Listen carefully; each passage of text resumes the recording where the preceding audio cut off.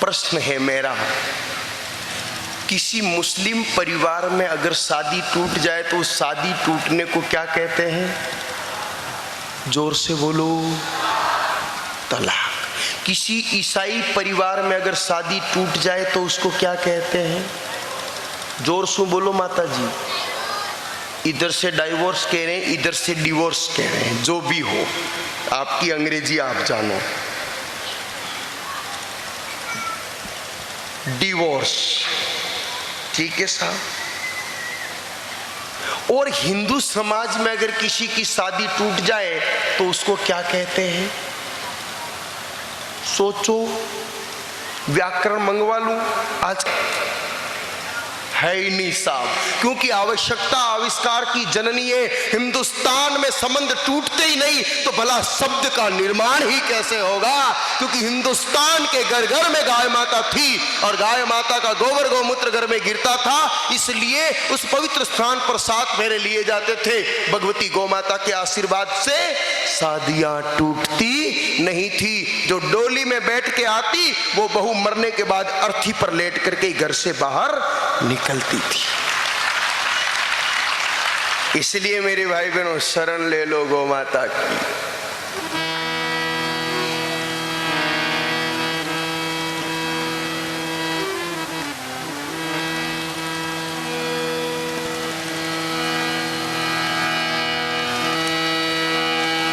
तो मेरे भाई बहनों, विवाह संस्कार में गौ माता, विदाई में कन्यादान में गोदान अवश्य करना चाहिए।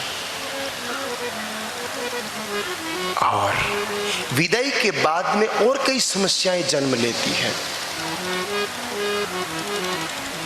उदाहरण के लिए व्यापारिक समस्या, व्यावसायिक समस्या, अथवा ग्रह नक्षत्र के दोष की समस्या, अथवा टोना टोटका वाली समस्या, और आजकल तो कई काल्पनिक समस्याएं भी खड़ी कर दी जाती है साहब, चोटी काटने वाली समस्या जो है ही नहीं। कई औरतें जो सेंटिमेंटल होती है ना, वो खुद ही चोटी काट करके बवाल मचा देती है कि ऐसो आयो ना, ऐसो काट गयो ना, ऐसो हो गयो। आई को नहीं हो गयो, सब फालतू बातें, अंधविश्वास में मत जियो मेरे भारतवासियों। कुछ तांत्रिकों ने अपनी जेबें भरने के चक्कर में इस प्रकार का दुष्प्रचार किया ताकि जाड़ फूंक कर करके वो अपनी जेब भर सके।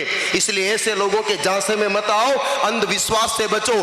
भारतीय संस्कृति वैज्ञानिक संस्कृति है। ऐसे कोई हवा में चोटी कटती है क्या? अगर फिर कटती तो बड़े बड़े लोगों की कटनी चाहिए थी, वसुंधरा राजे और सोनिया गांधी की कटनी चाहिए थी। छोटे मोटे किस क्यों कटे?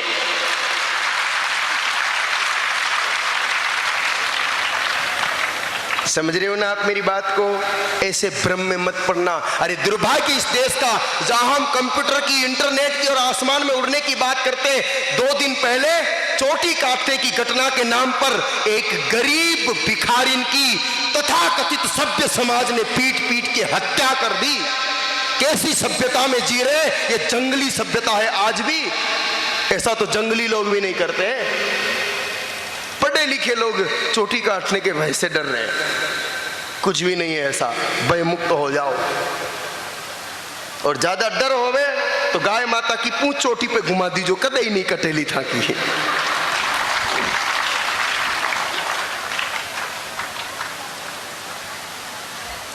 तो मेरे भाई बहनों, सज्जनों, ऐसी कई समस्याएं हैं।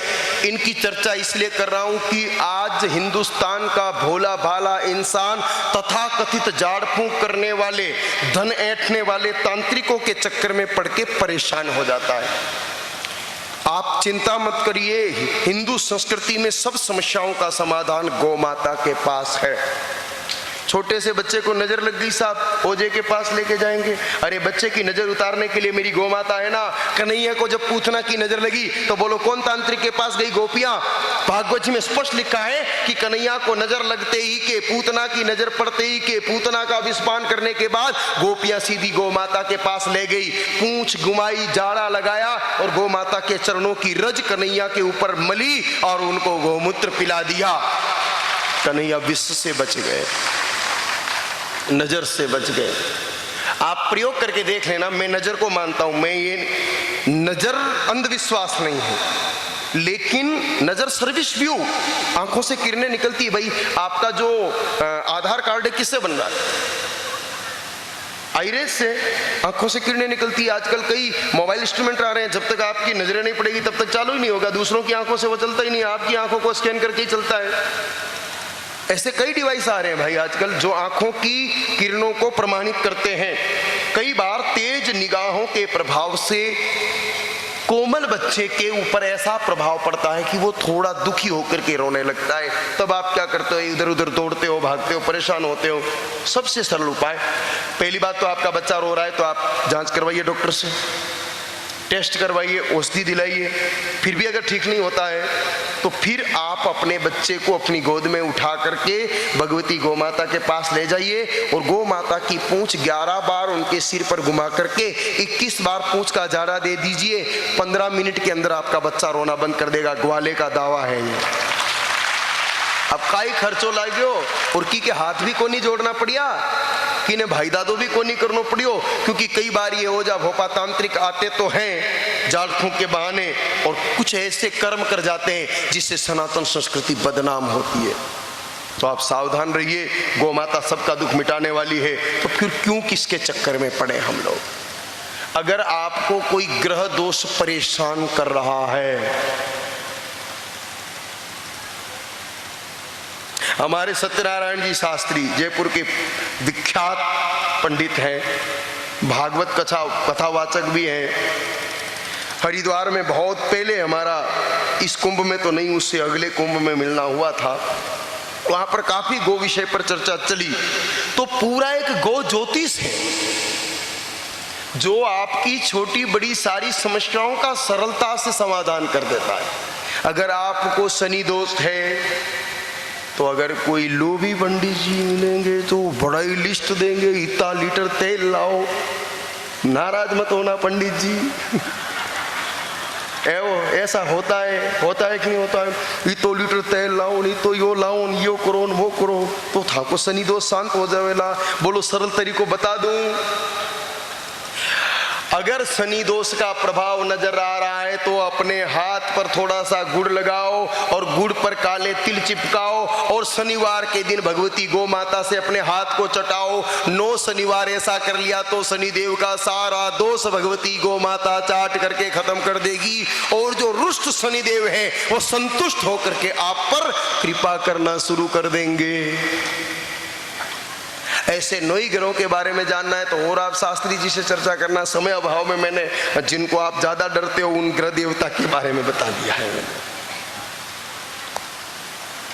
अगर तांत्रिक क्रिया से परेशान हो आप, सरलतम उपाय, पीली सरसों लीजिए, भगवती गोमाता के मुख से निकलने वाले जाग से उसे आलिप्त कर दीजिए और फिर पूरे घर में घुमा करके उसको किसी एकांत में जला दीजिए। किसी के चक्कर में पड़ने की जरूरत नहीं। अगर कई बार होता है ना, आपके घर के बाहर नींबू मिलता है, उसमें सुई चुभई हुई होती कि नहीं होती है? मेरे पास 2, 5, 10 दिन में कई केस आते ही रहते हैं। आप मत घबराइए, वो नींबू सुई सबको, वो केवल पीली सरसों पर जो गाय माता के मुख की जो लार लगी है उसके साथ घुमा करके और जला डालो।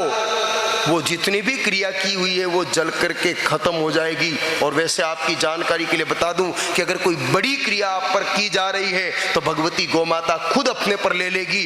गौ माता को खुद को तो कोई नजर नहीं लगती, लेकिन आप पर अगर कोई दुष्ट तांत्रिक क्रिया करता है और हमारे घर में गौ माता बंधी है तो देखना वो गौ माता खुद बीमार हो जाएगी, लेकिन आप पर उसका प्रभाव नहीं आने देगी। सुरक्षा कवच है गौ माता, इसलिए भगवती गौ माता पर विश्वास रखो। पूर्ण विश्वास के साथ भगवती गौ माता की आप भाव सेवा करो।